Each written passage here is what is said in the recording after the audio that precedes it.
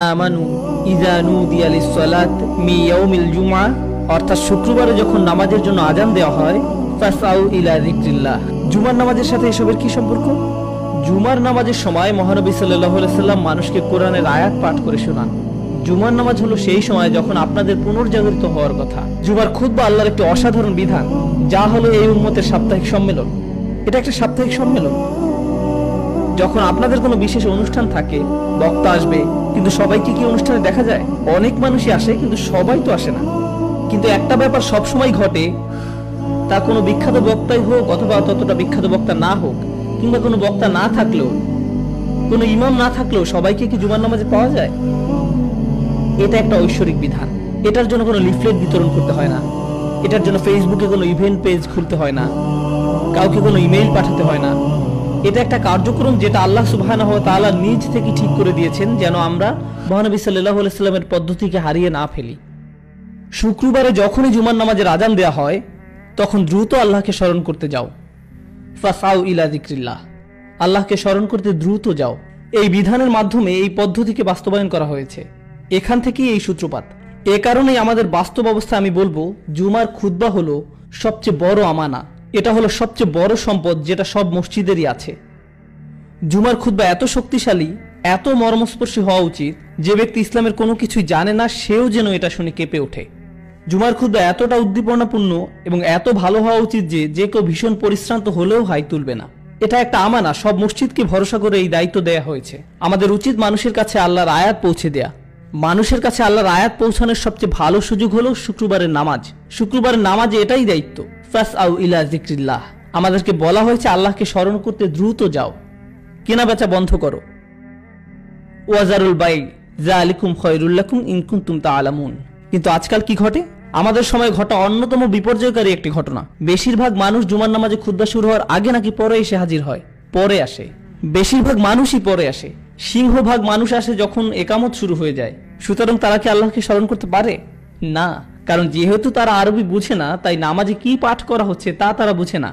একমাত্র যে জিনিসটা তারা হয়তো বা বুঝতো সেটা কি? খুতবা। কিন্তু তারা তো সে সময় আসেনি।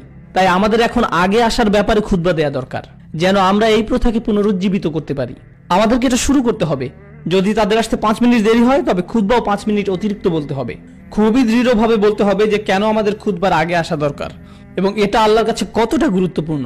আমাদের জন্য তিনি এটাকে কতটা গুরুত্বপূর্ণ করেছেন যে আমাদের আল্লাহর স্মরণে দ্রুত যেতে বলেছেন এবং আমাদের কেনাবেচা বন্ধ রাখতে বলেছেন। তখন তোমরা যদি জানতে যে এটা করাই তোমাদের জন্য ভালো। তারপর আল্লাহ সুবহানাহু ওয়া তাআলা পরিশেষে মহানবী সাল্লাল্লাহু আলাইহি সাল্লামকে একটা উদাহরণ দিয়েছেন, ফাইযা কুদিয়াতিস সালাতু ফান্তাশিরু ফিল আরদ ওয়াবতাগু মিন ফাদলিল্লাহ। নামাজ শেষ হয়ে গেলে তোমরা পৃথিবীতে ছড়িয়ে পড়ো এবং আল্লাহর অনুগ্রহ সন্ধান করো। তোমাদের কাজে ব্যবসায় ফিরে যাও, ওয়াবতাগু মিন ফাদলিল্লাহ। কিন্তু আল্লাহ আরো বলছেন, ওয়াজকুরুল্লাহ কাসীরা, অর্থাৎ আল্লাহকে বেশি করে স্মরণ করো। আপনারা কি জানেন কিভাবে এক ব্যক্তি আল্লাহকে বেশি স্মরণ করতে পারে? বেশিরভাগ সময় জুমার নামাজ শেষ হয়ে গেলে আপনাদের মনে হয় যে দিনের ধর্মকর্ম সব শেষ, এখন আমি পার্টি করতে পারি। সর্বোপরি আজ তো শুক্রবার রাত, বিশেষ করে আমেরিকাতে এমন ঘটে, ঠিক না? কিন্তু খুতবাটা যদি খুব শক্তিশালী হয়, তাহলে সেটা অন্তত ওই দিনটা পর্যন্ত আপনার সাথে টিকে থাকে। এভাবেই আল্লাহকে বেশি স্মরণ করা হয়। তাই আল্লাহ বলছেন, ওয়াজকুরুল্লাহ কাসীরা লাআল্লাকুম তুফলিহুন, যেন তোমরা সফলকাম হও। আল্লাহ যেন আমাদেরকে সফলকামদের মধ্যে একজন করেন। ওয়া ইযা রাউ তিজারাতান আও লাহওয়া। এবং এটা মহানবী সাল্লাল্লাহু আলাইহি সাল্লামের জীবন একটা বিশেষ ঘটনা, যে যখন তিনি খুতবা দিচ্ছিলেন তখন একটা ব্যবসায়িক কাফেলা সে জায়গা অতিক্রম করে যাচ্ছিল এবং মানুষ সেই কাফেলার দিকে দৌড়ে গিয়েছিল। মানুষ এখনো সেই কাজটাই করে।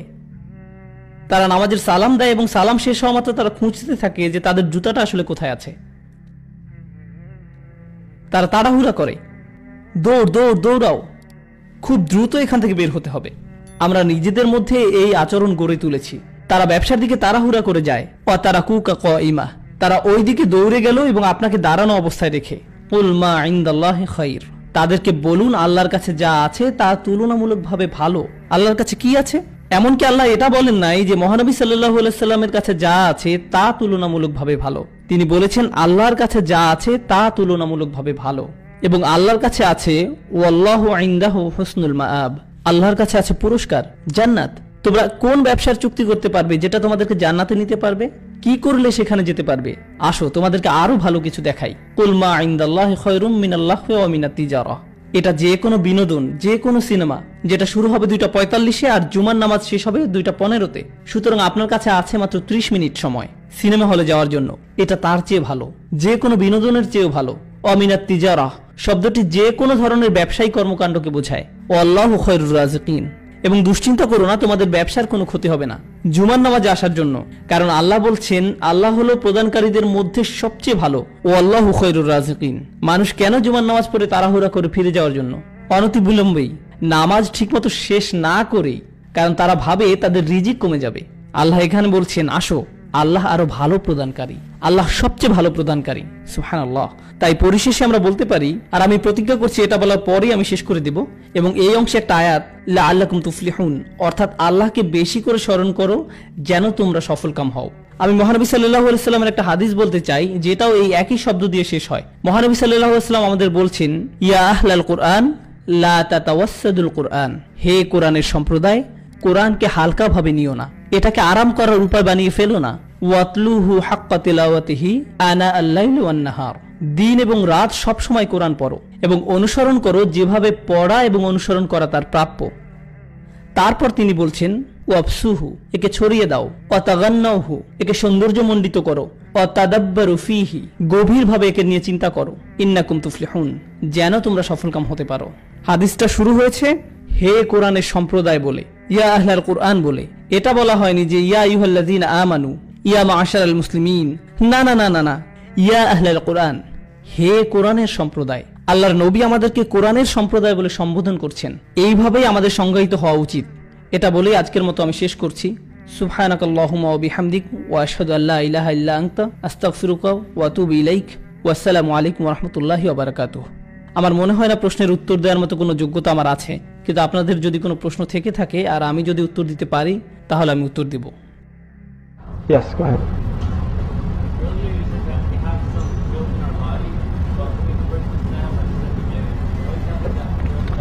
এটা শর্ত সাপেক্ষ। যখন আমরা ইসলাম গ্রহণ করি তখন আমাদের সব পাপ ক্ষমা করে দেয়া হয়, কিন্তু তার মানে এই না যে আমরা পরিশুদ্ধ হয়ে গেছি। অন্যভাবে বললে আমাদের আচরণ যেমন ছিল তেমনই আছে। উদাহরণস্বরূপ বলা যায়, আমরা যদি মদে আসক্ত হয়ে থাকি, কালেমা পাঠ করলেই কি এই আসক্তি পুরোপুরি চলে যায়? আপনি যদি ড্রাগে আসক্ত হয়ে থাকেন, না, কালেমা পাঠ করলেই কি আপনি তার প্রতি বিমুখ ভাব পোষণ করতে শুরু করবেন? যদি আপনি ধূমপায়ী হয়ে থাকেন, কালেমা পাঠ করার পরও আপনি এর প্রতি আসক্তি বোধ করবেন? অবশ্যই। এটা এমন নয় যে কালেমা পাঠ করলাম আর সব ঠিক হয়ে যাবে, সবকিছু আমার মধ্য থেকে দূর হয়ে গেল। আল্লাহর ঐশ্বরিক সাহায্য আসবে, কিন্তু এই সব অভ্যাস ত্যাগ করার চেষ্টা করতে হবে। নিজের মধ্যে থেকে এসব খারাপ অভ্যাসকে পরিষ্কার করতে হবে। পূর্বে যে খারাপ কাজ আপনি করেছেন তার জন্য আপনাকে আর জবাবদিহিতা করতে হবে না, কিন্তু এখন আপনাকে এটা নিশ্চিত করতে হবে যে আপনি আর সেই খারাপ কাজে ফিরে যাচ্ছেন না। যদিও আগে আপনি অনেকদিন যাবত ওই কাজগুলো করে আসছিলেন। আপনারা কি পাভলোর ক্লাসিক্যাল কন্ডিশনিং জানেন? একটা কাজ বারবার করতে করতে আপনার অভ্যাস হয়ে যায়, এভাবেই আপনি কাজ করেন। এই খারাপ কাজ থেকে বের হয়ে আসতে সত্যি অনেক চেষ্টা করতে হয়। যুবকদের মধ্যে একটা খুবই খারাপ অভ্যাস আছে, কোনো এক সময় যখন বাবা মা আশেপাশে থাকে না তখন তারা কম্পিউটার নিয়ে বসে। এটা একটা খারাপ অভ্যাস। কিছু নির্দিষ্ট বন্ধু আছে, যখন আপনি তাদের সাথে থাকেন তখন খারাপ ব্যাপারগুলো ঘটে। এটা একটা খারাপ অভ্যাস, এবং এটা সবসময় করতে করতে এটা আপনার জন্য একটা চক্রের মতো হয়ে যায়। আপনাকে এই চক্র থেকে বের হয়ে আসতে হবে। আপনার নিজেকে পরিষ্কার করতে হবে ভালো সাহচর্যের মাধ্যমে। আল্লাহ যেন আমাদেরকে ভালো সঙ্গী দান করেন। শেষে আপনি যে হাদিস উল্লেখ করলেন সেখানে বলা হয়েছে কোরআনকে বিনোদন হিসেবে না নিতে, কিন্তু যদি এমন হয় যে যে কেউ উপভোগ করে? না না, এখানে বলা হয়নি যে বিনোদন হিসেবে না নিতে, এখানে বলা হয়েছে হালকা ভাবে না নিতে, বা কোরআনকে বিনোদনে পরিণত করে ফেলো না। হাদিসে তেমন কিছু বলা হয়নি। সেখানে বলা হয়েছে লা তাতাওয়াসসাদুল কুরআন। আরবিতে তাতাওয়াসসাদু শব্দের বেশ কিছু মানে আছে, তার মধ্যে অন্যতম হলো এটাকে বালিশ বানিয়ে ফেলো না। এর অর্থ হলো এটা ভাবা যে ঠিক আছে, আমরা তো কোরআনের সম্প্রদায়, সুতরাং আমাদের মাফ করে দেয়া হয়েছে, এখন আমি আরাম করতে পারি। না, এখন আরাম করো না। এটা একটা গ্রন্থ যেটা সংগ্রাম এবং গভীরভাবে চিন্তার দাবি রাখে, সুতরাং এটার প্রতি শিথিলতা না দেখানো। অবশ্যই আমরা কোরআন তেলাওয়াত উপভোগ করি, কিন্তু তা সত্ত্বেও আমি এখানে বিনোদন শব্দটা ব্যবহার করব না।